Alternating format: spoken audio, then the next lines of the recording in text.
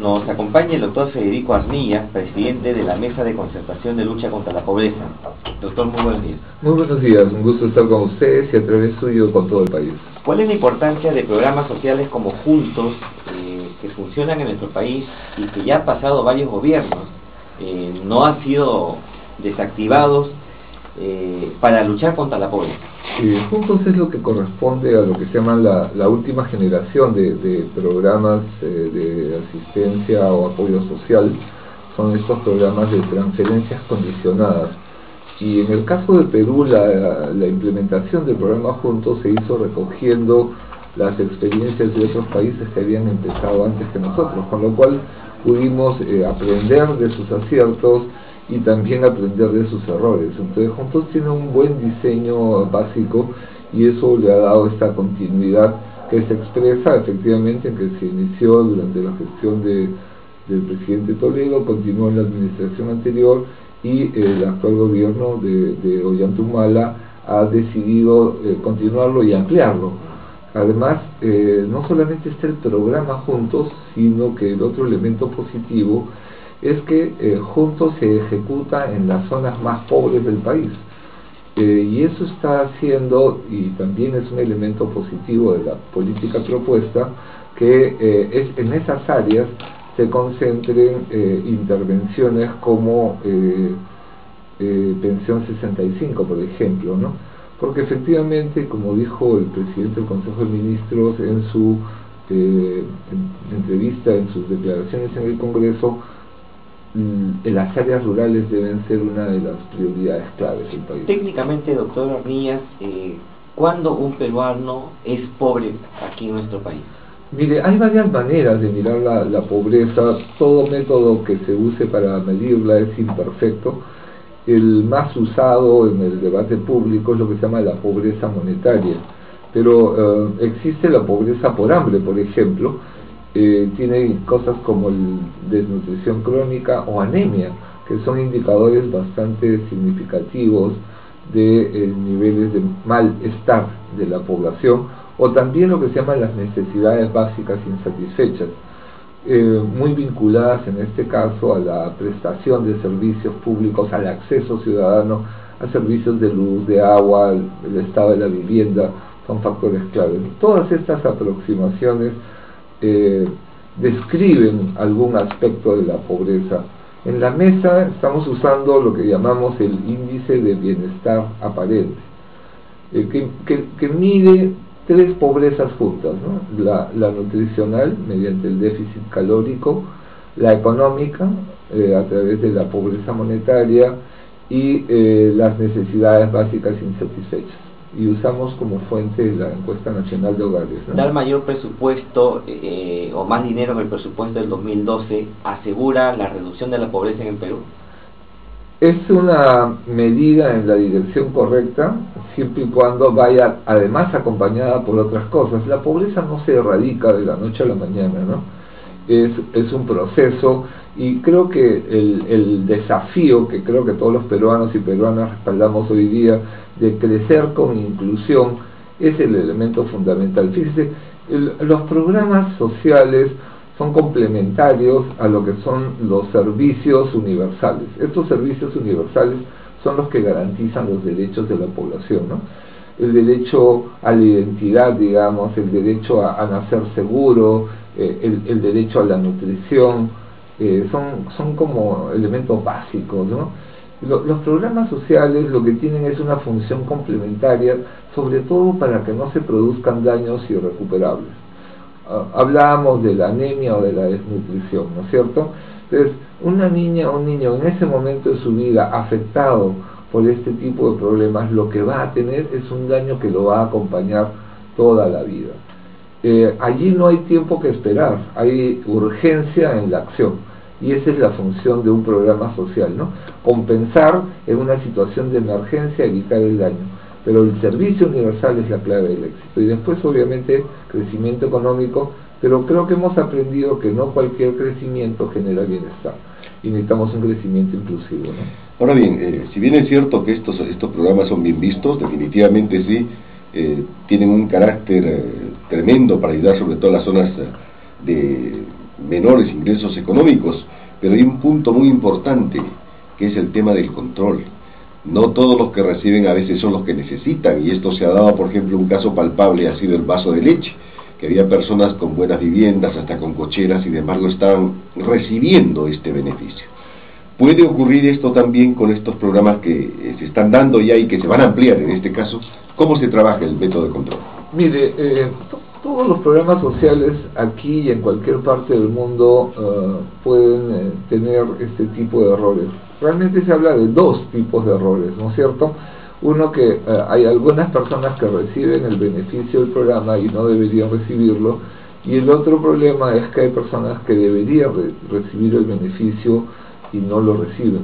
Pero para cada caso hay que hacer una evaluación específica, y también hay que entender qué es lo que ha aportado cada programa al país, ¿no? Yo, la verdad, frente al programa del vaso de leche, tengo una lectura menos crítica, y tiene que ver menos quizás con que haya una persona que está recibiendo o no un programa, digamos, el recurso leche, y más por lo que ha sido el rol de este tejido organizativo. Fíjese, todo el mundo habla vaso de leche y los niños, pero nadie se acuerda que se le encargó al vaso de leche apoyar a las personas adultas mayores, porque no había ningún programa de asistencia o de apoyo a las personas adultas mayores.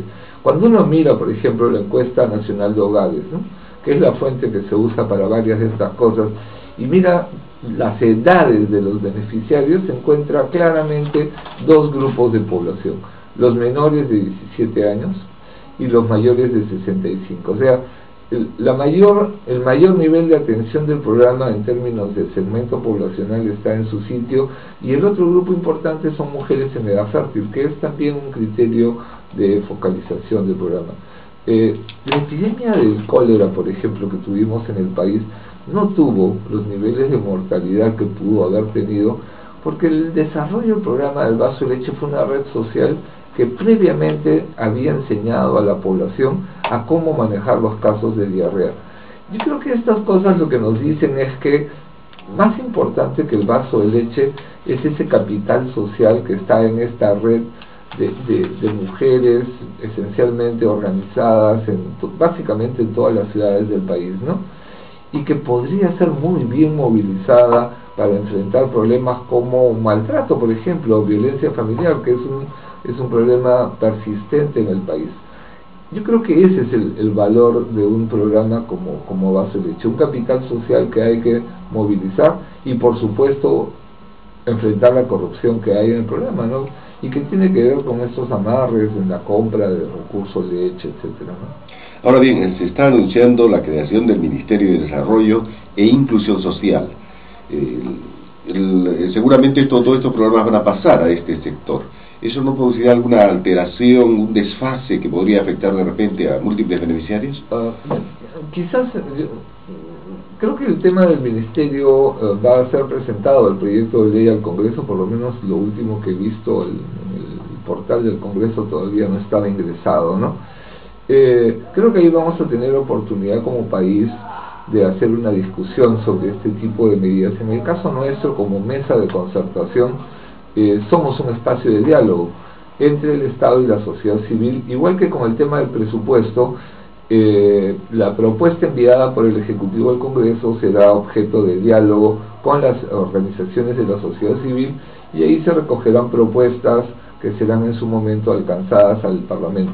Permítame no adelantar opinión sobre el tema específico, porque en este caso la opinión de Federico Arnillas no es importante, sino más importante es poder tener este proceso de concertación de propuestas, ¿no? Doctor, ¿hubo algunos cuestionamientos respecto a cuánto bajó realmente la pobreza en el quinquenio pasado? ¿Qué cifras manejan ustedes? Porque nos imaginamos que eso será la base para poder seguir reduciendo la pobreza en el Perú. Mire, la discusión está sobre la cifra de la pobreza monetaria, como he dicho, pero lo que creo que todos reconocen es que la tendencia es que ha bajado. Y creo que ese es el elemento clave. El segundo elemento a considerar es si bajó todo lo que debía o en todos los sitios, y las cifras también muestran que incluso las propias metas que se planteó el gobierno anterior no fueron alcanzadas. Por ejemplo, en el caso de la pobreza rural, ¿no?, la meta era llegar a 45% de pobreza rural, porque veníamos de más del 70%, ¿no? Y estamos en el 54%, según las propias cifras que estaban en los datos, digamos, ofrecidos por el gobierno anterior. Y este tema no es secundario, porque se ha alcanzado la meta urbana, que estamos en 19%, la meta era 20%, pero en rural no. ¿Eso qué quiere decir? Que la distancia, la desigualdad, por así decirlo, entre las áreas urbanas y rurales, en buena medida se mantiene. Y creo que ese es el desafío de la inclusión, ese es el desafío de poner el tema de la situación del campo peruano, ¿no?, en el centro de la discusión. Y por eso creo que, digamos, coincidimos básicamente con las tendencias y en las prioridades está claro, por lo menos para nosotros, que la prioridad rural, la prioridad infancia, el tema de las personas adultas mayores, sobre todo en las zonas rurales, dicho sea de paso, son parte de las prioridades claves, ¿no? Doctor, a veces da la impresión que algunas ONGs o entidades que funcionan o trabajan con dinero que viene del exterior pierden mucho tiempo en discusiones y hablan de pobreza en hoteles 5 estrellas. ¿Qué percepción tiene usted acerca de estas actividades? Mire, yo creo que las ONGs han sido y son un sector que ha contribuido en el Perú y a nivel internacional a una reflexión mucho más clara, más sistemática sobre los problemas de pobreza en el país y a nivel internacional, y sobre las estrategias para hacer frente, ¿no? Yo creo que ese es su valor. Las ONG son una especie de capital de riesgo, por así decirlo, ¿no? El capital de riesgo es el que experimenta, explora, valida, y una vez que eso está validado es que se puede hacer política pública. El desafío, el día de ayer, en una entrevista en radio, Curu Burneo, por ejemplo, mencionaba el tema de sierra productiva.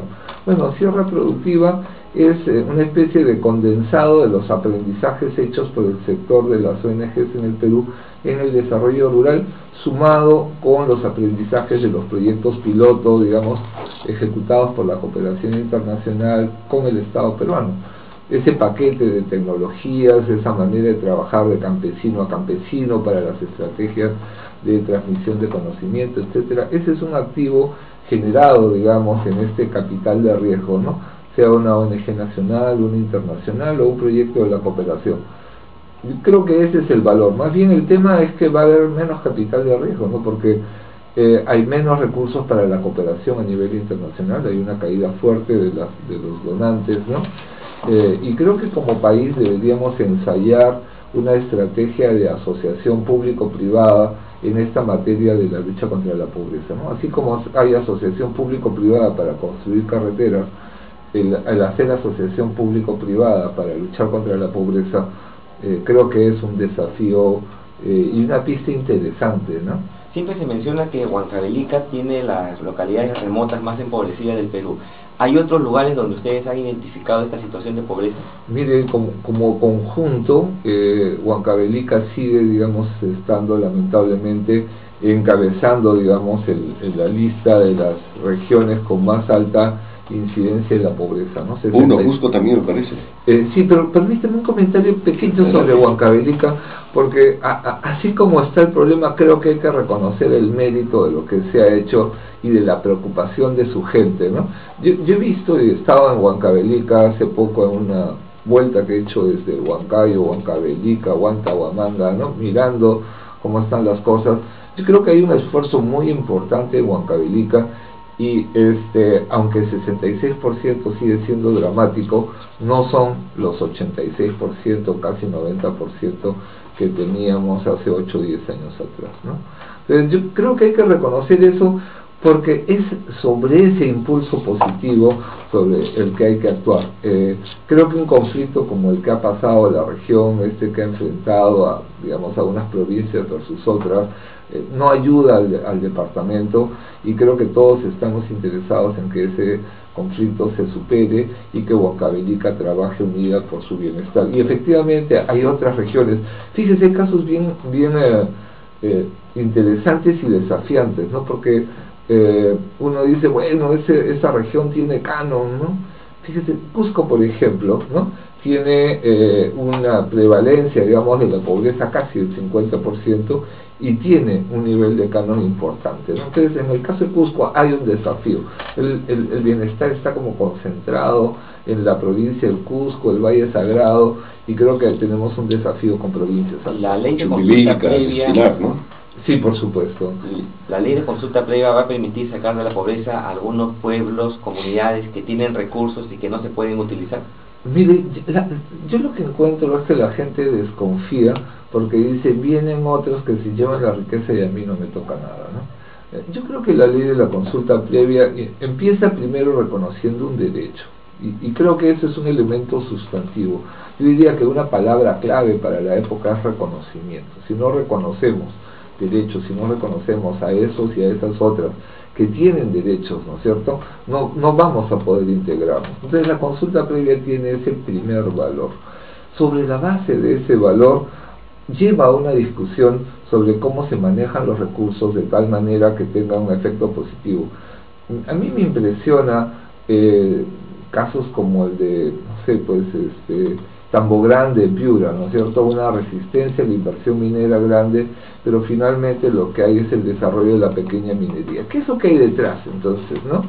Lo que hay detrás es que no es que la gente no quiera necesariamente minería, lo que quiere es participar, y entonces lo que siente es que el modelo de intervención que se ha venido aplicando desde Japoco, ¿no? Creo que ahí hay un desafío. ¿Cómo se va a resolver en el futuro? No sé, yo no soy un experto en ese aspecto, por lo menos no en la radio.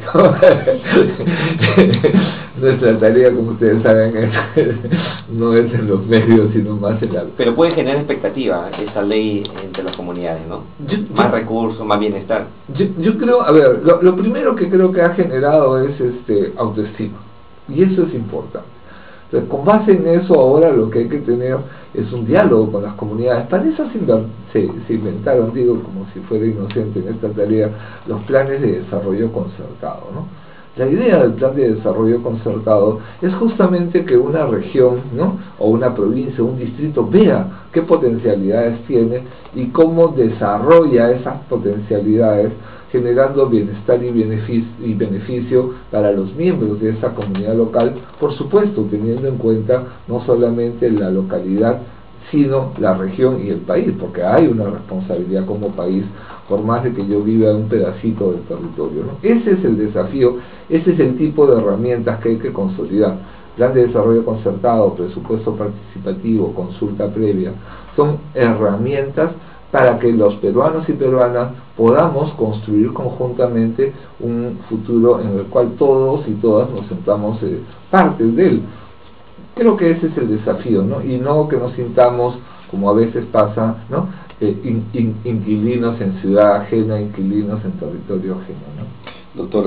Doctor Hornillas, estamos a puertas prácticamente de una crisis internacional que no solamente se va a manifestar en Estados Unidos, se está manifestando en Europa, también la China, un país tremendo que aparentemente ya está sufriendo los primeros impactos. Ahora bien, usted ha manifestado también de que seguramente esto va a ocasionar la disminución de la ayuda para el aspecto social que recibimos del exterior. ¿Qué tanto nos puede afectar eso? Mire, está claro que la economía peruana y por tanto las posibilidades de las personas, de las familias peruanas, están muy vinculadas al comportamiento de la economía internacional. También está claro de que el país, digamos, está bien visto en términos internacionales, ¿no? Nos acaban de subir la calificación a BBB, ¿no? De BB menos a BBB, ¿no? Entonces creo que eso son señales. Una señal más concreta es el Estado peruano sacó días pasados como 400 millones de soles, ¿no?, para levantar fondos, y ha tenido una demanda de 6-1, de 7-1, ¿no? Creo que todas esas son señales positivas. Entonces, ¿hay fortalezas en el país? Sí, pero también hay una desaceleración de la economía, una desaceleración que está en curso, de la cual tenemos que ser conscientes. Entonces, sí se requiere, si el motor externo no te está jalando a la economía, sí se requiere que el motor interno empuje la economía.